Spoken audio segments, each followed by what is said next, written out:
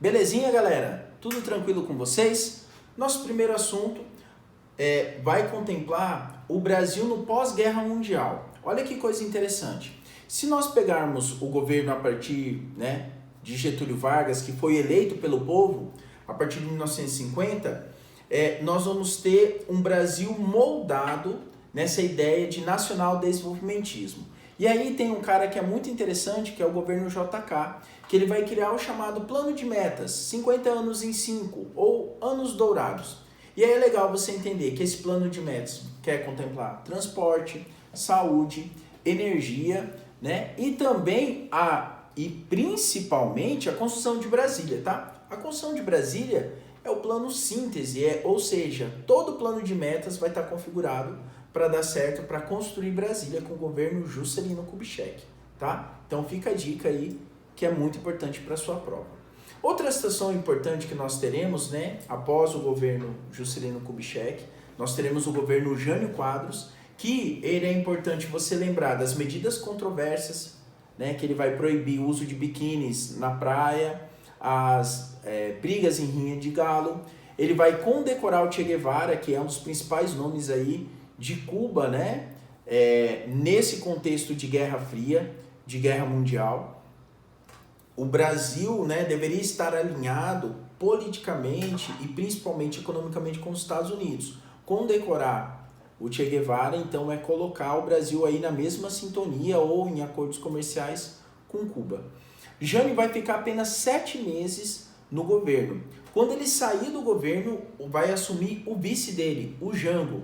Tanto é verdade que Jango está onde? Ele está na China no momento da renúncia do Jânio Quadros. Segundo a Constituição vigente da época, menos de 2 anos de governo, se o presidente renunciar, deveria assumir o vice. E aí entra a ideia do Brasil parlamentarista, tá?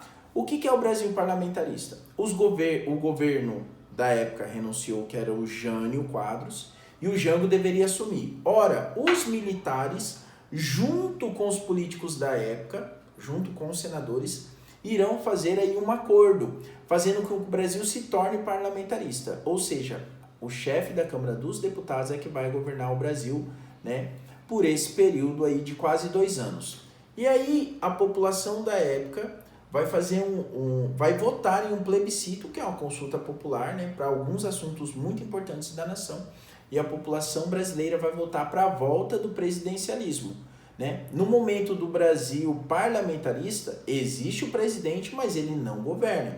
Quem governa é o chefe da Câmara dos Deputados. Com o plebiscito, então, a população da época vai votar para o Brasil voltar a ter o presidente com todos os seus plenos poderes.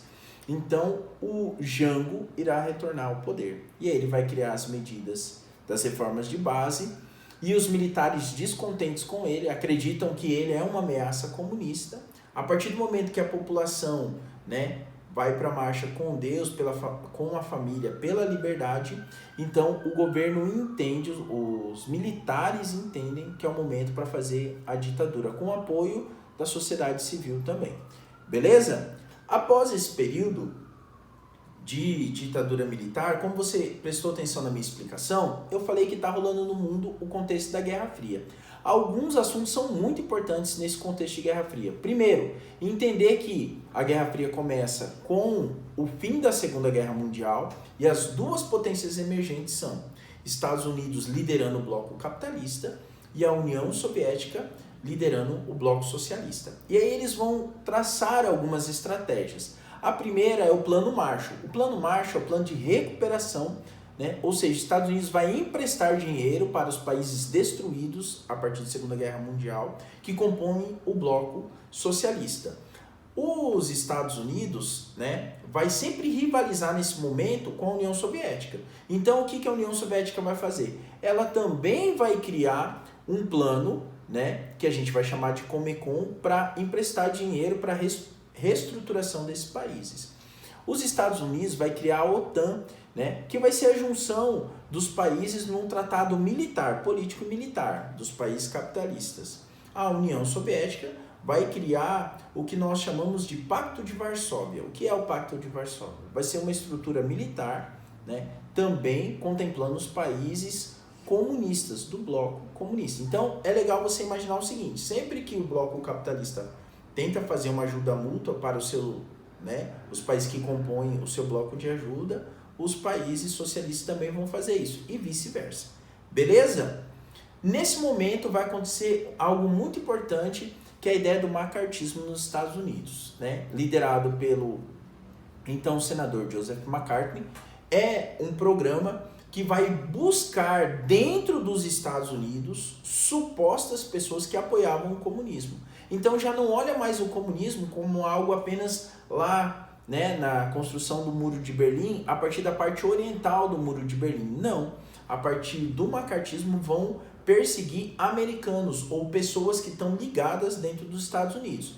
Vai chegar um ponto, né, que vários artistas da época, e eu falo Charlie Chaplin, né, vai ser perseguido no macartismo, tá? Então o macartismo é uma característica muito importante desse período aí na Guerra Fria.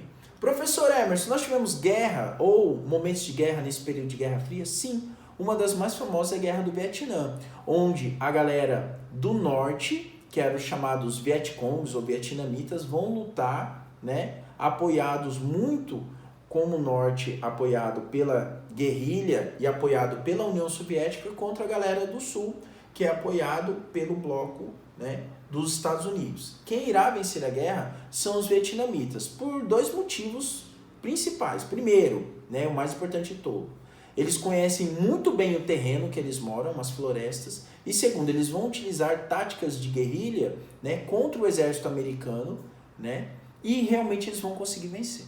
Beleza? Então, é importante você saber da Guerra do Vietnã. A Guerra do Vietnã talvez seja uma das guerras que os Estados Unidos mais faça filme em Hollywood e que realmente eles perderam essa guerra. Beleza? Outro assunto importante, né, que vira e mexe quando a gente fala aí desse contexto de Guerra Fria, é você entender a questão dos países que a partir da Guerra Fria começa o processo, né, que nós chamamos de descolonização da África e da Ásia. Na África, nós vamos ter a ideia da partilha da África, que vai juntar no mesmo território vários países, várias tribos que não compartilham das mesmas ideias, ou seja, elas são inimigas e elas vão estar no mesmo território. Essa ideia é importante nós entendermos na partilha da África. Por quê? Porque os países que compõem o continente africano não foram chamados nessa reunião de países europeus, tá? Então fica a dica aí, tá? Na partilha da África, tribos rivais vão ficar no mesmo território, beleza? Outra coisa interessante também é que dentro dessa ideia da partilha da África, lá no seu livro, e aí talvez um dos assuntos mais famosos, são as tribos Tutsi e Hutus, tá? Tem um filme muito importante chamado Hotel Ruanda que trata muito bem essa situação aí da partilha da África, beleza? Outra coisa que vai acontecer muito importante aí é a questão da Índia, tá? E a gente vai ter um personagem muito importante que é o Mahatma Gandhi. O Mahatma Gandhi, ele vai trabalhar para o processo de descolonização e da independência da Índia com duas situações. Primeiro, a desobediência civil, e aí o fato mais importante é a marcha do sal, tá? Que é a desobediência para comprar, né, o produto, sendo que na Índia tinha as minas de sal, e os britânicos levavam esse sal para a Inglaterra, fazia todo o processo de industrialização e vendia mais caro ainda para os indianos, tá? Esse é um fato muito importante. Dentro da África também, nós temos a ideia do apartheid, que foi o regime de segregação racial, que separou os brancos dos negros, proibindo eles de voto, de casamento, né? E que o personagem mais importante que nós temos aí é o Nelson Mandela, tá? Que é o primeiro presidente negro da África do Sul. Os negros na apartheid não podiam nem votar. Beleza? Esse aí, então, é o conteúdo desses 3 capítulos que são importantes para você poder executar e fazer bem sua prova. Espero que possa ter te ajudado. Se eu te ajudei, não se esqueça, deixa o like, né? Ative o sininho das notificações, deixe seu comentário e fique inscrito no canal, beleza? Forte abraço, boa prova para você!